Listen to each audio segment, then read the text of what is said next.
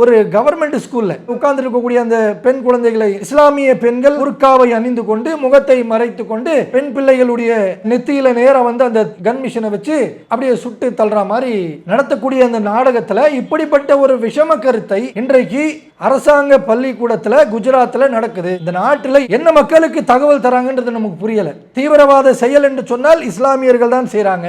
இதை பாருங்க, புர்கா போட்டுக்கிட்டு தலையில தொப்பியை மாட்டிக்கிட்டு தாடியை வச்சுக்கிட்டு இவங்க தான் தீவிரவாத செயல் செய்யறாங்க அப்படின்னு சொல்லி பள்ளிக்கூடத்தில் படிக்கக்கூடிய அந்த குழந்தைகளுடைய மனசுல இப்படிப்பட்ட ஒரு நாடகத்தின் மூலமாக இவர்கள் இந்த தவறான செய்தியை கொண்டு போய் சேர்க்கிறாங்க, திணிக்கிறாங்க.